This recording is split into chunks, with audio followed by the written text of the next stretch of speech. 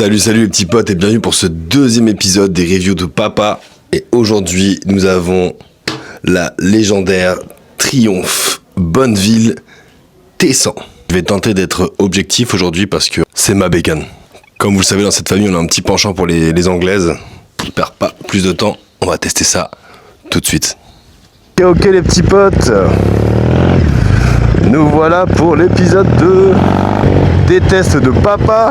Aujourd'hui on fait un petit review sur la Triumph Bonneville T100. Alors je vais essayer de rester objectif parce que en vérité cette moto c'est la mienne, que j'ai depuis pas mal d'années maintenant. Et soyons honnêtes, je la surkiffe cette moto. Et voilà, je vais essayer d'être objectif au max. Bon déjà, premier point, c'est un canapé cette moto. C'est d'un confort optimal. Tu mets un peu de gaz, ça gueule et c'est beau. Oh là là là là là là, mais quel pied! Mais franchement, c'est hyper agréable. J'ai déjà fait plusieurs road trips en solo et en équipe avec cette bécane. Et franchement, ça se... Hop, ça fait me niquer tout seul. Je peux bouffer du kilomètre mon pote. Seul bémol quand il fait super chaud, ouais. Les frottements ici là, à la fin du trip t'as vraiment les cuisses en feu. Et des fois, pas que les cuisses. Parce que c'est la fête des mères. Et du coup tout le monde va bouffer un chinois. What? Enfin manger au restaurant chinois. Parce que manger un chinois, c'est encore autre chose ça. Vas-y mon frérot, tu vas en trouver une place. T'inquiète pas, les nems seront encore chaudes. Alors clairement cette moto c'est pas une foudre de guerre, hein. C'est une moto qui est plutôt tranquille. T'as 67 chevaux là-dessous. Je me souviens plus du poids exact, mais elle est pas super légère. Et comme elle est basse, le poids tu le sens vraiment bien quand tu la manipules à l'arrêt. Tu sens qu'il y a un petit peu de poids dedans quoi, hein. Et puis c'est con à dire, mais tu vois comme elle est basse cette moto, pour un mec qui est grand comme moi, quand je suis dessus comme ça je me dis waouh, super stylé d'un point de vue extérieur. On dirait vraiment un crapaud sur une boîte d'allumettes, hein. Oh la gueule. Alors là mon pote, l'angle de vue que vous avez là, j'ai plugué ma caméra sur mon guidon. J'ai fait une technique avec du scotch mon pote.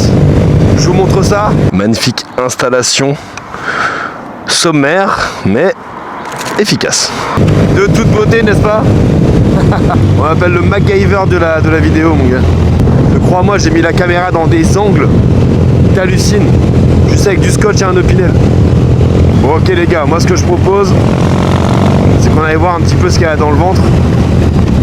Enfin c'était la bulle, c'était America, maintenant c'est à l'anglaise quoi. Et je pourrais peut-être aller bouffer un fish and chips. And God save the Queen.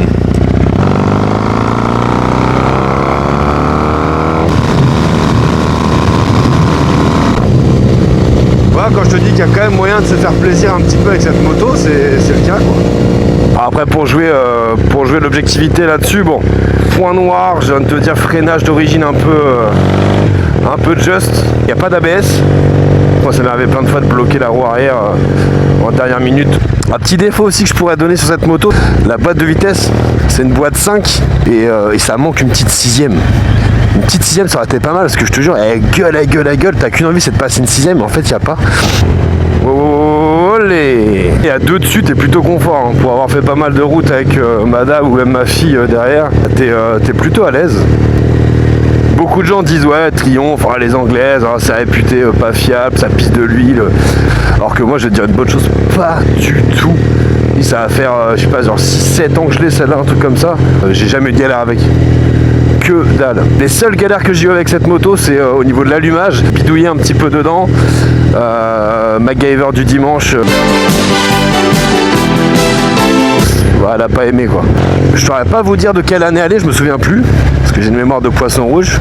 Tout ce que je peux vous dire c'est que c'est la première génération à être passée en injection celle-ci. Alors ouais, les puristes ils disent ouais, de toute façon, c'est pas une vraie moto, pas de carbu. Mensonge! Faux d'état! Mensonge! Perroquet! Et crois-moi mon pote, quand tu laisses ta moto traîner un peu au garage, activer un petit coup, l'injection il fait son taf et ça démarre one shot, bah comment ça fait du bien de pas être obligé de démonter ton carbu pour tout nettoyer. Et bah c'est quand même un petit bonheur. Pour les puristes, ils ont gardé un truc, ils ont mis un cache carbu en dessous mes fesses là, alors qu'il n'y a pas de carbu du tout. Bah tu vois, je dirais même pas c'est néo-rétro parce qu'en fin de compte elle a pas bougé. Ouais, puis soyons honnêtes, le truc que je kiffe le plus sur ma moto, c'est quand même le son. Là je suis équipé là-dessus sur une double sortie Haro dans laquelle il manque 2-3 petits bouts de métal, je ne dirais pas lesquels. Et du coup ça chante mon pote, mais qu'est-ce que ça chante bien. Oh, c'est magique, c'est vraiment le son triomphe. Ce que je vais faire, c'est que je vais virer le micro et le poser ailleurs, je vais vous faire écouter un peu.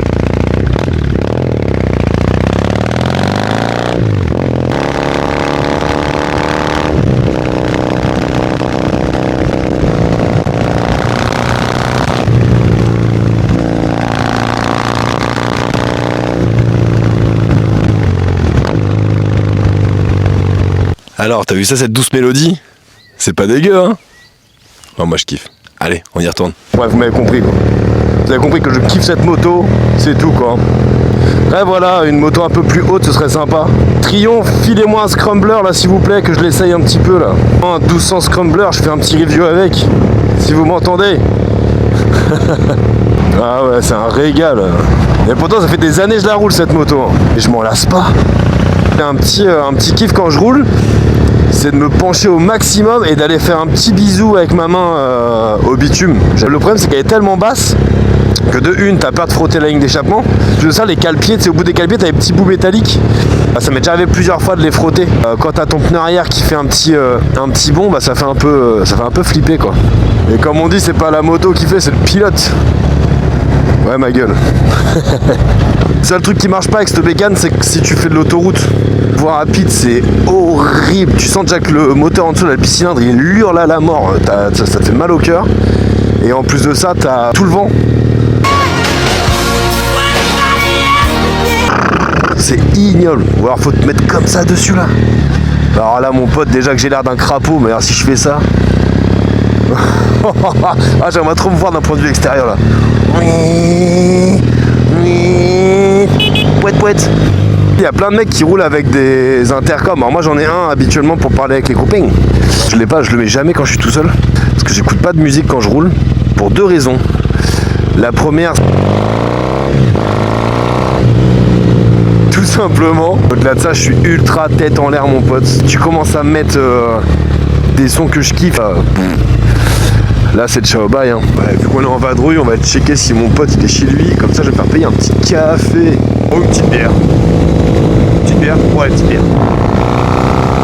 Bon, en définitive, cette moto elle est suffisamment puissante, lourde mais pas trop, très agréable pour les balades, confortable et surtout sacrément stylé, mon pote. Et ouais, petit pote, fin de l'épisode 2 des reviews de Papa. J'espère que celui-ci vous a plu et je vous dis à bientôt pour un prochain épisode. Ciao.